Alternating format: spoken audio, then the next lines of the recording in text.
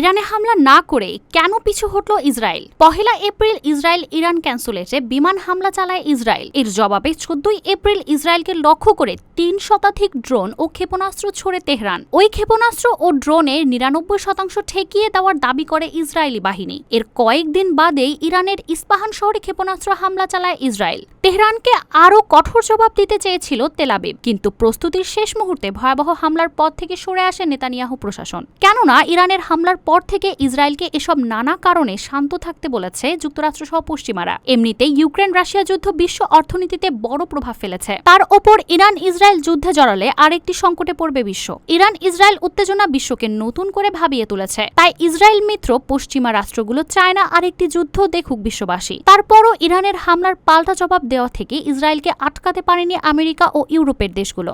ইসরায়েলের 3 কর্মকর্তা এক প্রতিবেদনে বলেন, ইরানের ক্ষেপণাস্ত্র ও ড্রোন হামলার জবাবে দেশটিতে ব্যাপক পরিসরে হামলা চালাতে চেয়েছিল ইসরায়েল। হামলার পরিকল্পনা ছিল ইরানের রাজধানী তেহরানের কাছের সামরিক ঘাঁটিতেও। ইসরায়েল ওই হামলা চালালে তেহরানের পক্ষে তা প্রতিহত করা কঠিন হতো। ফলে দেশটির পক্ষ থেকে শক্তিশালী পাল্টা হামলা চালানোর ঝুঁকি বাড়ত। তবে পরে সে সিদ্ধান্ত থেকে সরে আসে ইসরায়েল সরকার। তারা আরও বলেন, যুক্তরাষ্ট্রের প্রেসিডেন্ট জো বাইডেনের পাশাপাশি যুক্তরাজ্য ও জার্মানির পররাষ্ট্রমন্ত্রীরাও নেতানিয়াহুকে হামলা না করতে অনুরোধ জানিয়েছিলেন। এর জেরেই নিজের পরিকল্পনা বাতিল করেন নেতানিয়াহু।